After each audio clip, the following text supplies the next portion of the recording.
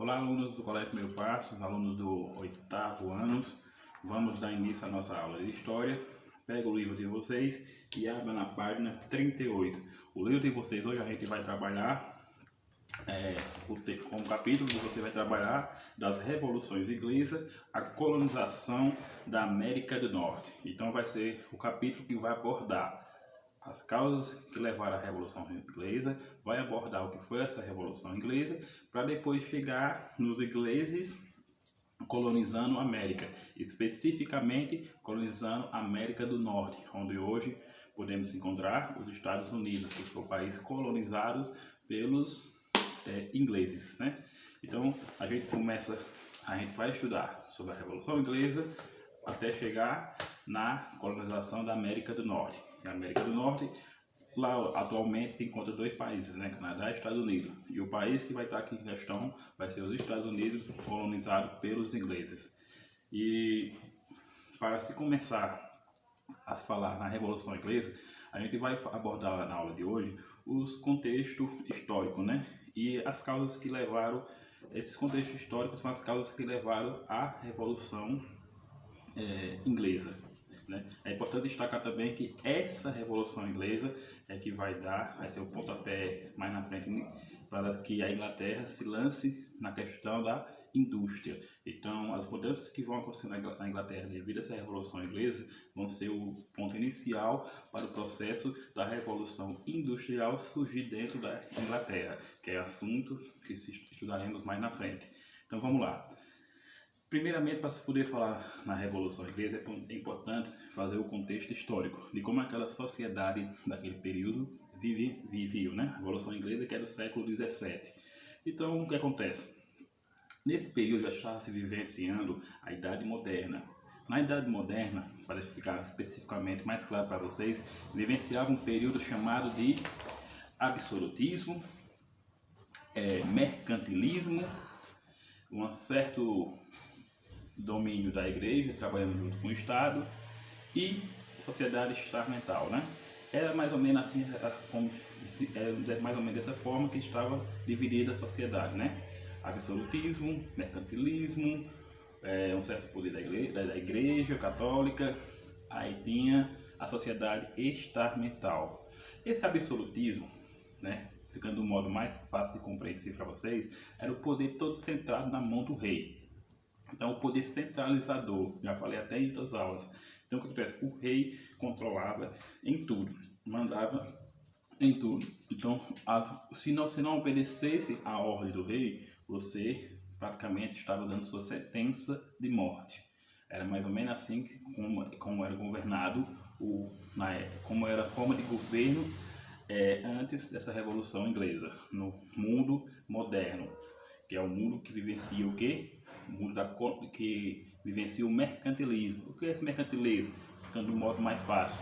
Era uma política de controle do Estado, né, do rei, dos poderes absolutistas sobre a economia. Então eles controlavam a economia através da política mercantilística. Política essa que foi utilizada no período das grandes navegações para colonizar, por exemplo, os países o continente americano ou africano, onde chegaram aqui no Brasil, por exemplo, tirava-se tudo e levava para a metrópole. Então, quem tinha o controle desse comércio, controlava todas as mercadorias que chegassem em seus reinos, era o que? O rei. Então, o mercantilismo, que era a política vigente da época, era nada mais nada menos do que o controle do Estado sobre a economia. Logo, não existia liberdade econômica, né? Que é algo que os burgueses, a sociedade europeia, vão brigar muito por liberdade econômica, o liberalismo econômico. Então, o absolutismo vai bater de frente com a sociedade europeia, principalmente com a sociedade, como é que eu posso dizer, com a sociedade inglesa, porque eles não vão vai chegar um período que eles vão ficar inconformados com todo esse poder centralizado na mão do rei. O mercantilismo também vai ser questão e motivos que vai levar os ingleses à Revolução Industrial, a Revolução Inglesa, né? Porque os burgueses, somente os burgueses, vão querer uma liberdade econômica. E tem a questão da Igreja Católica também, de certo modo, exercer um certo poder junto ao rei. que vai ter o conflito, que vai gerar conflito entre os evangélicos, né, os protestantes, contra os catolicismo.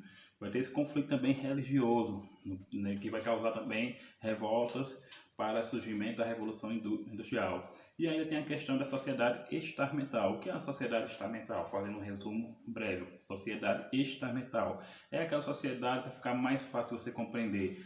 É tipo assim, você nasceu pobre, vai morrer pobre. Nasceu rico, vai morrer rico.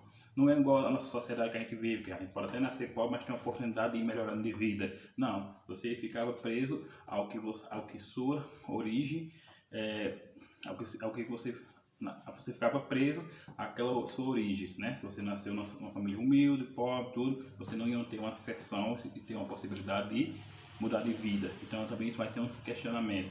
Diferente com o sistema capitalista, a gente já pode, apesar de todas as dificuldades, pode ir melhorando a situação de vida. Não a sociedade estamental, onde quem é rico vai sempre ser rico, quem é pobre sempre vai ser pobre. Então, são esses motivos: absolutismo, mercantilismo, o certo poder da igreja, né, católica, essa questão da sociedade estamental. Vão ser motivos que vai levar, né, a sociedade a se revoltar contra o reino lá da Inglaterra.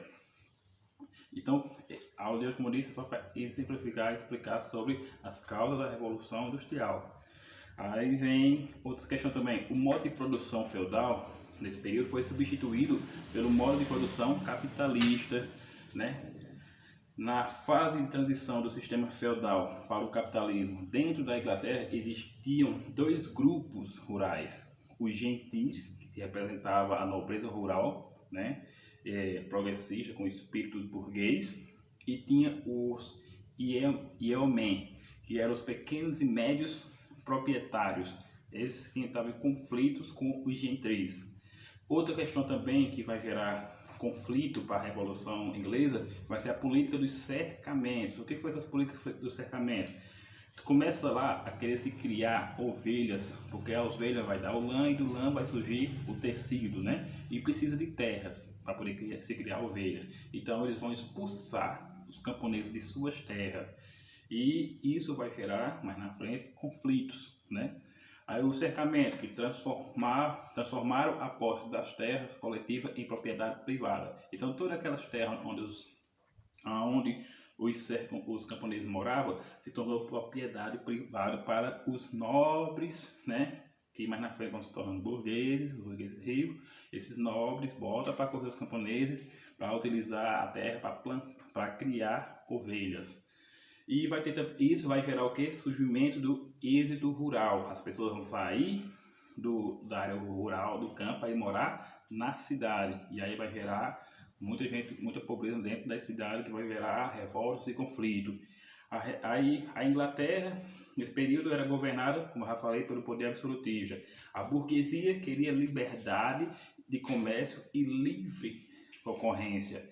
Então, vão bater de frente com o mercantilismo. O grupo que apoiava a realeza, né, os reis, eram os senhores feudais, que vinham lá do período da Idade Média.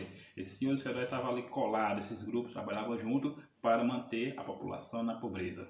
Então, essas foram as causas da Revolução, que levaram à Revolução Inglesa. Então, a aula de hoje foi só para explicar as causas da Revolução Inglesa, e vocês podem até encontrar no livro de vocês essas causas na página 40, tem as tensões pré-revolução Inglesa. Então aqui eu encerro a aula de vocês e até a próxima aula.